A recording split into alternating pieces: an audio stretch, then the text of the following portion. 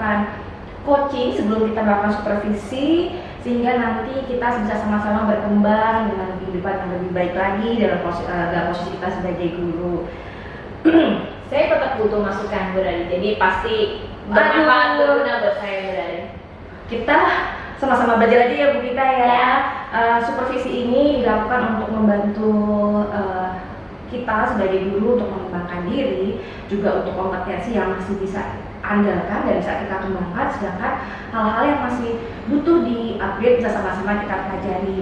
Bu Gita, kira-kira kita sepakati kapan nih Bu Gita bisa saya masuk ikut kelas Bu Gita untuk melakukan supervisi? Nah, saya ada kelas di kelas 10 MIPA 4 Bu Rari, kalau mau hari Kamis 4 Mei ya, itu jam pertama kedua. Oh siap. Jadi kita akan melakukan supervisi ini untuk observasi proses pembelajaran di kelas 10 MIPA 4 iya, hari Kamis tanggal 4 Mei 2023. Ya. Oke, siap. Jam pertama kedua ya. Oh siap, saya catat ya Bu Gita ya. Oke. Ini RPP-nya bagus sekali. Dari proses supervisi dan observasi yang akan nanti kita lakukan, Ibu Gita memilih bagian mana ya Bu Gita ya, yang akan kita dalami bersama-sama lebih lanjut. Karena ini sebenarnya saya materinya review ya Bu, jadi mungkin Ibu bisa lihat ke kegiatan inti sih supaya bisa dapat insight juga. Karena kadang kalau nge-review anak kan udah tahu gitu ya, pastinya bosan gitu. Mungkin saya perlu diteguhkan juga. Saya sih sudah membuat sertifikat supaya nggak bosan ya, dan paling nggak mereka juga tahu cara nge-review bagaimana. Kebetulan karena nanti di Kamis itu kita akan nge-review di kegiatan inti, mungkin bisa dilihat apakah saya sudah dapat poinnya atau belum. Karena tujuan pembelajarannya kan, tujuan dari kegiatan ini kan mereka tetap memahami peran Roh Kudus itu. Jadi sambil nge-review yang sebelumnya saya sudah memberikan beberapa penjelasan tentang lambang Roh Kudus. Bagus sekali nih, jadi kita akan melakukan review untuk membantu siswi anak-anak kita persiapan untuk PAD ya. Strategi apa nih kita yang akan dicoba diterapkan nanti pada kegiatan inti di kelas 10 MIPA 4? Karena saya pikir kan anak-anak itu kalau belajar bersama temannya itu kan jadi lebih cepat ya menangkap gitu kan. Jadi mungkin nanti di kelas saya akan buat mereka berkelompok untuk kita ada tanya jawab, ada review lewat slide yang sudah dibuat kan dari yang kemarin. Terus saya minta temannya untuk saling berbagi, kasih tahu ke temannya dari pertanyaan-pertanyaan yang saya berikan itu lebih ke reviewnya seperti itu.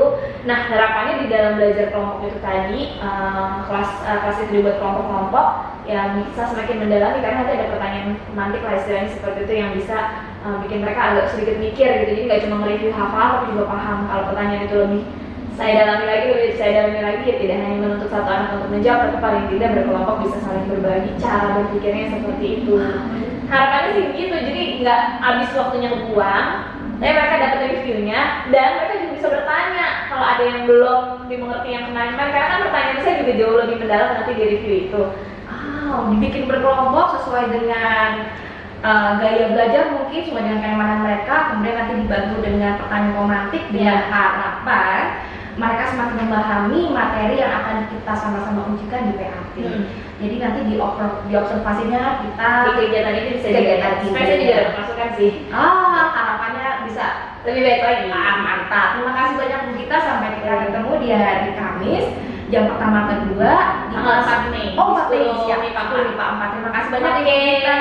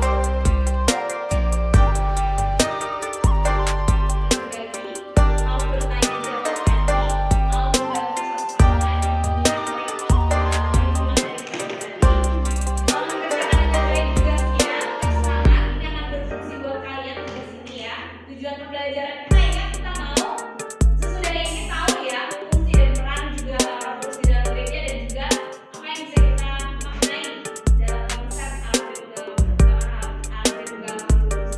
Itu saja catatan dari kita. Masih ada beberapa materi yang lain.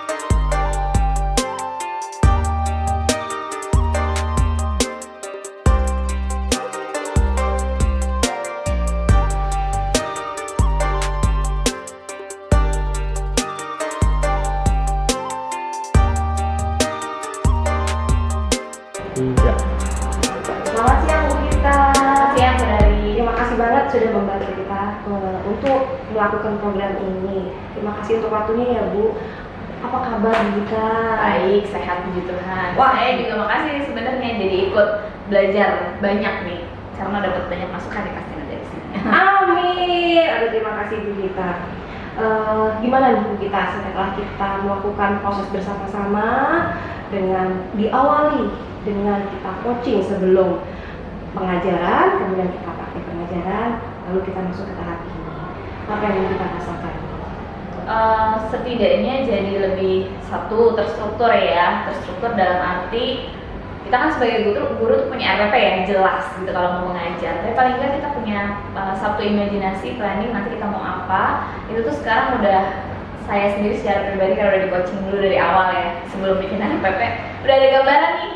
Saya nanti mau concern fokus di mana gitu ya, dari semua proses pembelajaran yang akan kita lalui ini nanti saya mau fokus di mana supaya itu jadi variasi saya nanti ngajar berikutnya saya mau fokus di mana gitu ya. Contoh kayak mereka saya udah bilang ya, nanti bolehlah saya dilihat metode saya merasa masih kurang gitu kan, saya merasa masih kurang, bisa jadi saya tuh monoton ya, biasa standar aja gitu, tanya jawab gitu kan. Tapi ternyata kan dapat insight juga, dapat masukan juga. Tentu saja harapannya begitu supaya kayak bukan cuma soal pengajaran deh, apalagi nih bisa diisi dalam proses pembelajaran supaya nanti belajar mengajarnya jadi pembelajaran yang fun ya dan menyenangkan. Wah, mantap. Jadi mohon izin nih Bu Gita, kita mempertegas tujuan kita berbicara hari ini. Berarti kita hari ini sama-sama ingin belajar melihat proses yang sudah ada, mencari peluang yang bisa dikembangkan lebih lanjut. Kita juga menambah hal-hal yang baik untuk sama-sama kita terapkan di kelas. Gitu ya Bu Gita, setelah Bu Gita merasa ada penambahan dan segala macamnya, apa yang Bu Gita rasakan selama proses ini, apakah sesuai dengan yang kita rencanakan dalam pembicaraan dan juga dalam RPP? Menurut Bu Gita, apakah berjalan dengan baik Bu Gita? Puji Tuhan berjalan dengan baik ya secara keseluruhan. Cuma tidak bisa dipungkiri bahwa dalam proses selalu ada dinamikanya. Nah, kita melihat fleksibilitasnya dari situ, dinamikanya gimana. Contoh kayak bagaimana tuh anak kalau mulai bertanya, bagaimana kalau anak ternyata kita tanya malah bingung gitu, padahal kita kan kemarin nge-review materi gitu, istilahnya seperti itu. Dan ternyata memang butuh kelihayan juga, karena saya bilang kan metode ini yang perlu banyak di dalami dan diasah lagi gitu. Ternyata 2 kali 45 menit itu memang istilahnya kita bermain peran, tapi juga harus bisa yang namanya improvisasi gitu ya, walaupun sebenarnya kita mau lihat secara keseluruhan tujuan pembelajaran itu sampai atau tidaknya.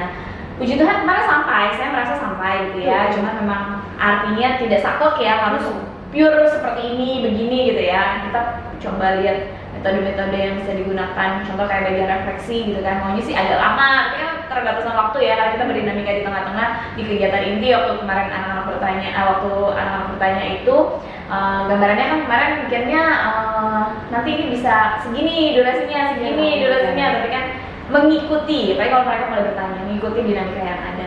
Ya kemarin sih secara keseluruhan bisa berjalan ya, cuman ya memang tetap harus fleksibilitas sih, lihat sana sini supaya yang namanya improvisasi tadi juga tetap masuk dalam tujuan pembelajaran juga gitu, biar sampai sana. Izin mempertajam, Bu Gita merasa ada bagian yang perlu dikembangkan, terutama dalam melempar pertanyaan yang memancing anak gitu ya, sehingga anak-anak berpartisipasi dengan lebih aktif lagi. Iya, betul.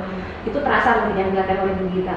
Ada nggak langkah-langkah berikut yang terpikirkan oleh Bu Gita dalam rangka memperkembangkan improvisasi tadi kan di langkah pengajaran berikutnya? Seperti apa sih untuk mengembangkan pertanyaan-pertanyaan pemantik kalau kita istilahkan, sehingga anak-anak terinspirasi atau terpacu untuk menjawab? Ada bayangan nggak Bu Gita? balik ke karakter kelas juga sih ya, Bu Rali.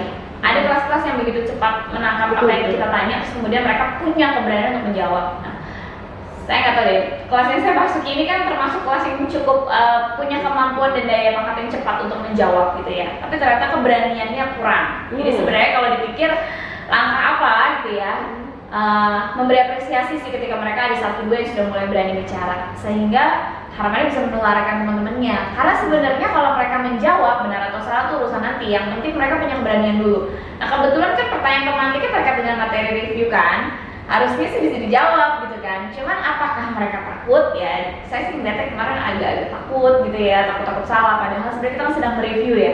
Justru kalau salah nanti kita bisa perbaiki gitu ya, persiapan buat ujian, gitu, persiapan buat ulangan gitu kan. Jadi memang problemnya di situ adalah soal keberanian, gimana cara menggugah anak-anak. Nah, kalau dari saya langkahnya sih seperti ini, minimal ya. 1, ketika ada anak yang sudah berani menjawab, saya akan apresiasi anak tersebut gitu ya. Kedua, saya mencoba untuk melihat gini, karena kan saya kelompokkan dengan kelompok-kelompok ya, belajar dan begitu. Ya, khususnya dengan gaya belajar anak-anak. Tentu ada anak-anak yang sangat cakap bicara, mudah sekali ya dengan gaya belajar yang dia secara visual dan secara verbal gitu kan.